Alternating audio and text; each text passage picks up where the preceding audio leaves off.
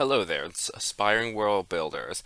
Today we are going to take a brief journey into a different area of world building than I myself am used to.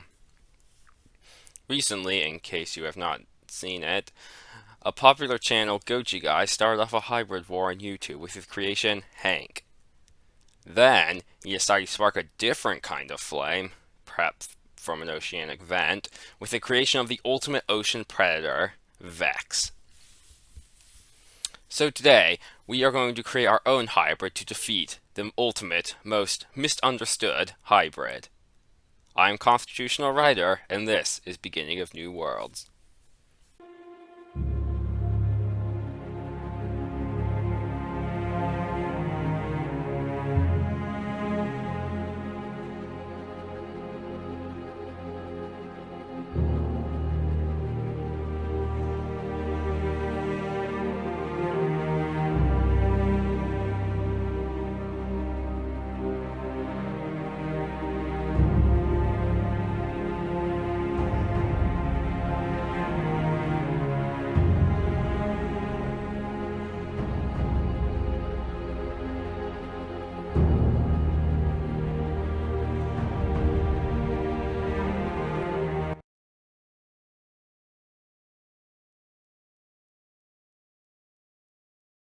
Getting down to business, our hybrid has a total of 9 contributors to its genome. During this video, we will explore each of them and then talk about their contributions to the overall hybrid. Our first one is chosen to counteract the main element of Vex, the orca. So, the first animal is the only animal that might be able to scare an orca, the long-finned pilot whale. The long-finned pilot whale is the second largest dolphin after orcas, reaching around 25 feet in length and weighing up to 4,500 kilograms. We are using the long-finned pilot whale instead of its cousin the short-fin, as it lives in the colder waters around the polar regions, and is the one that is known to fight orcas. Pilot whales are fast, with a speed around 20 miles per hour diving to depths that sometimes exceed 1,000 feet to hunt crustaceans, cephalopods, and sometimes fish. On the earlier topic of fighting orcas, pilot whales are the only known animal that has been found to possibly scare orcas, with numerous reports of these whales chasing and mobbing orcas from the vicinity. Why they do this is subject to debate, but perhaps it is an instinctive defensive posture to protect themselves, which could be very useful to this hybrid method, as we will see later. However, pilot whales are very related to orcas, with one example of a mother orca protecting a pilot whale calf as if it were her baby. Along with this, pilot whales have been caught mimicking orca sounds, so this will also fit into the hybrid's overall strategy, as we will see later. The pilot whale will also give the hybrid echolocation, and very importantly, pilot whales have the most neocortical neurons of any known mammal, even orcas. This will drastically increase its brain power and functions when combined with the other two brain contributors. Which leads us to our second contributor. Please give a warm welcome to the second largest animal in the world, and one of the fastest, the fin whale. The fin whale is huge, reaching lengths of around 85 feet and weighing in at about 80 tons. This will give the hybrid a lot of muscle, blubber, and power. However, before you get too excited, it will not be adding size, at least not that much. Fin whales are long and thin, which will work well with some of the other animals in this hybrid. Fin whale also increase the overall brain power, and, as like with all cetaceans, fin whales are very smart and thoughtful creatures. However, the biggest contributor to our hybrid is the speed. Yes, for such a large creature, fin whales are incredibly quick. Fin whales have an average cruising speed of around 22 to 25 miles per hour, which it can sustain over long periods of time. This is even faster than the pilot whale and other similar sized whales, such as the blue whale, which averages around 12 miles an hour, and humpbacks, which averages around 9 miles an hour. This massive speed, combined with the pilot whale and the smaller size, should give it a cruising speed that will exceed Vex's at around 30 miles an hour, although it will have a slower sprint, which should not be a problem, as we will see, well, later. For our third creature, we will move away from the mammals and into the fish. Well, sharks are technically not fish, but we are calling them that for today. Our third creature is the Greenland shark. This mysterious creature brings a lot to the hybrid. First of all, its lifespan. Greenland sharks are the longest known living vertebrate, with commonly reaching over 300 years old, and some estimates they can even reach 500 years. Its second contributor is a chemical in its flesh known as trimethylene N-oxide. The Greenland shark contains high levels of this in its flesh, which makes it highly toxic to mammals. Of course, this hybrid is part mammal, so some modifications will have to be made to the genome to prevent self-inflicted poisoning. Yet, since Vex is a large part orca, the toxin should affect it to some degree, preventing her from trying to just eat our hybrid, which will be very important, as we'll see later.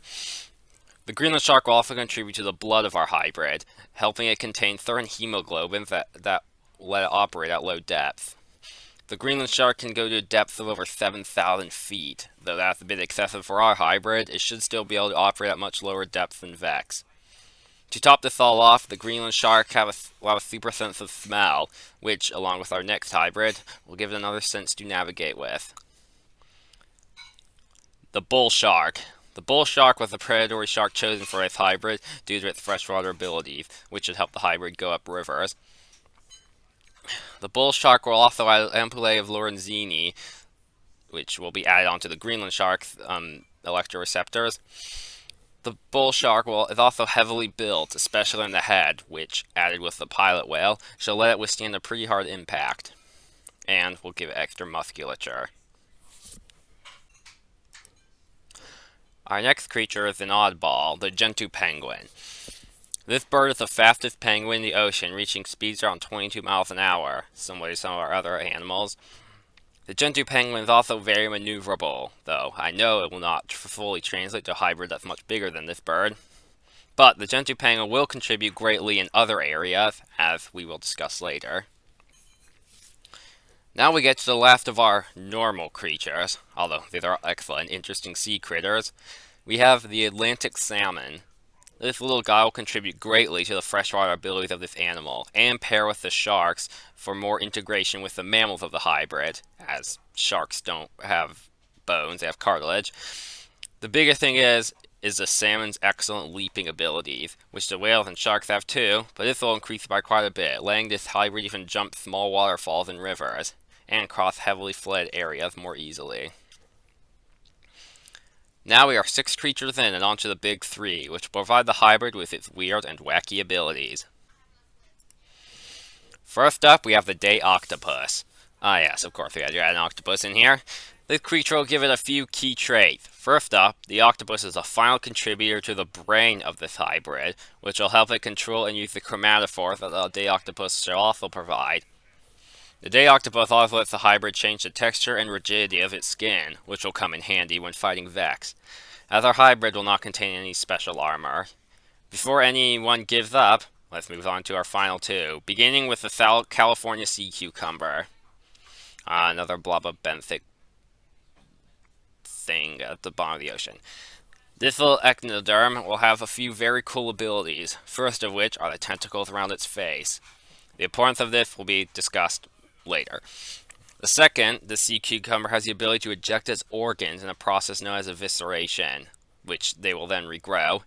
When the sea cucumber ejects its organs, it will also eject a substance called holothurian, which is very similar to soap. This chemical will kill any animals in the area. The sea cucumber can also function without its brain, and that will come in, well, as I said before, later. Now, on to our final creature that contributes to this monstrosity, the nudibranch. I know nudibranchs are a class of animal, but I will count them as one for this creature. The nudibranch will be one of the largest contributors by far, first up with its regeneration.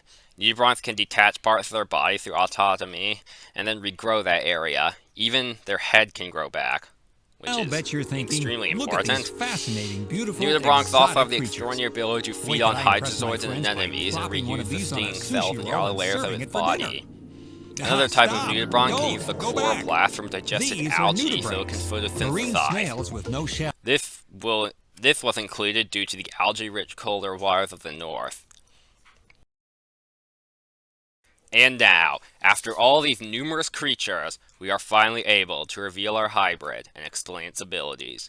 Behold, the Alaska Pelta nothothrunkus, named Ensimainen, or May for short. The Alaska Pelta can grow to around 35 feet in length and about 6 feet wide, with the fluke usually being the widest area, which can be longer than 6 feet. This hybrid can also weigh almost 16 tons. This may seem impressive, but we are actually downscaling this to get it close to Vex's size. Ensimainen will be at the early stages of life at around 24 to 25 feet in length and around 5 foot max in width, and will exceed a little over 8.5 tons. There are numerous reasons for this downscaling, as this creature's main hope against Vex is its agility and endurance. Also, relative speed. This will also enable it to navigate riverways easier, being long and thin. Also, this hybrid would take a long time to reach full size, even with enhanced growth, and we do not have that long to wait.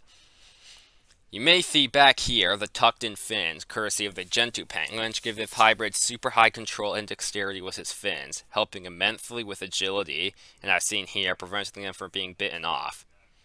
Though even then, that will not be much of a problem. Next, we have the venomous Serrata given it to by the nudibranch. Among other things, this venom will not be used much against Vex, but it could be useful against other targets. And as with other things, they could just drop them if the venom is taking too much time and energy to produce.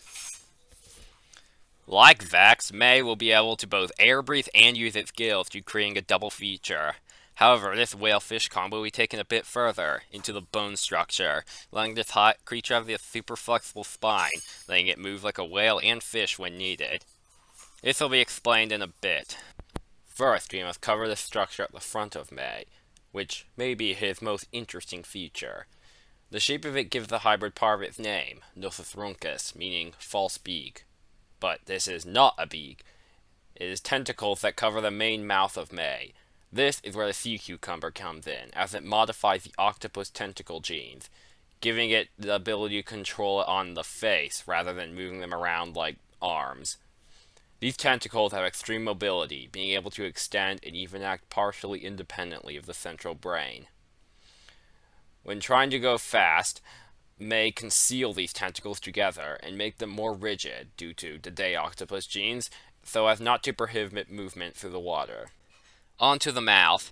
This hybrid can bite down with a force around 7 to 8,000 newtons. Because with the animals involved, you kind of have to guess for orcas or pilot whales that have never been tested. You kind of have to guess at that. On his diet, May would be omnivorous, although mainly focused on krill, plankton, algae, and certain benthic creatures. With special adaptation, May has a back set of baleen behind its normal teeth, which it can shed and regrow when needed. This helps it get algae for its photosynthesizing. Its tentacles also come in handy for feeding as well, foraging around the ocean floor for snacks, which it can sense due to its electroreceptors. For the final part of its stats, we'll cover the X factors of Ensimainen, first of which is the ability to take chloroplasts and store them along special ridges in the back for use. This lets Mai get energy even when going for days without other sustenance, which will help it over long journeys. And last is the regeneration ability of this creature, which lets it heal from pretty much every wound dealt to it, and since Vex is not going to eat May, it would pretty much survive any battle, and its ability to swim like a fish or whale will also mean that, even if its fluke gets detached, May will still be able to swim. Before you freak out, calling this unrealistic, there have been records of cetaceans losing their tail and still learning to swim in a way similar to fish, although this was always damaging to their body. However, with the addition of shark and fish genes, this should prevent any problems from arising with this method.